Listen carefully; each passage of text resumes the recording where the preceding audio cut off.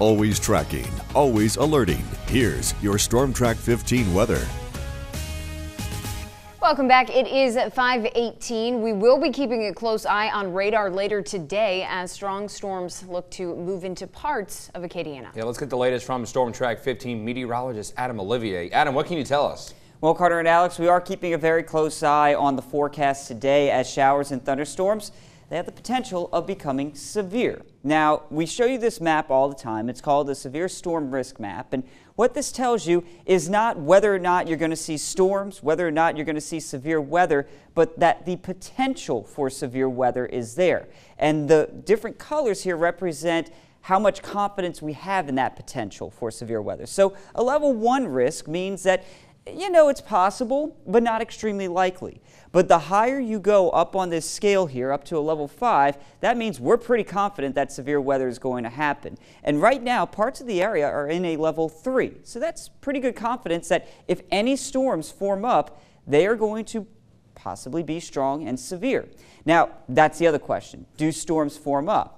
I'm going to show you some models that say may get out of this without seeing a whole lot, but that potential exists in the northern parts of our area and then off to the east. Now, radar right now, very quiet. We don't expect to see anything through the morning time. I'll tell you what, there's a little bit of a mist in the sky, some light drizzle at times, but we're not tracking a whole lot out there. I-10 at Ambassador kind of showing that misty look right in the street lights there. Otherwise, it's fairly quiet. 78 degrees for that temperature with a dew point of 74. And the southerly winds continuing to bring in that moisture. Now let's time this out on Futurecast. We go through today. This is at 11 o'clock this morning. Still not seeing anything beyond cloud cover. But look what's building back to the west. Some showers and storms start to develop there. We go forward to around 2 o'clock, and yeah, we start to pick up on some big storms here. This Futurecast model has them developing in parts of Evangeline and St. Landry parishes. Now the worst of this still back off to the north and west. This line kind of comes together, but notice where the strongest storms are by 5 o'clock. They're off to our east in the West Florida parishes, southern Mississippi. There's a few storms along that line building back to the west, and then this whole line sinks down to the coast here by 8 p.m. But if this is the case, we're not going to see a whole lot of severe weather, maybe a rumble of thunder or two.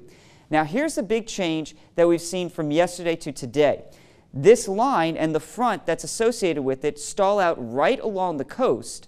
And that keeps rain chances here in play through the day tomorrow, in fact, especially as we get into the afternoon hours. Watch it form back up right along that front towards 12 o'clock and then going into the afternoon and evening. So we're going to have to keep a very close eye on that as well. But for today, that severe threat is mainly for damaging wind gusts. Tornadoes, hail, and flooding can't be ruled out. Let's take a look at that forecast. So with the temperature-wise today, 79 degrees by 9 o'clock, 82 by midday, and then those storms start to form up around 3 p.m. So we'll be tracking those storms for you on your Tuesday, possibly even into Wednesday. I did add those coastal storms in there, but the good news is going through the end of the week, drier weather shows up. The other change, it does look like we could be tracking some more storms on Mother's Day. So we're going to keep a close eye on that as we get closer to the weekend. Well, we'll definitely be keeping an eye on it the rest of the morning and keep checking back with you for further updates, Adam. Thanks very much. So to come in our next half hour, the FDA is preparing to allow teens to get the Pfizer COVID vaccine starting as soon as next week.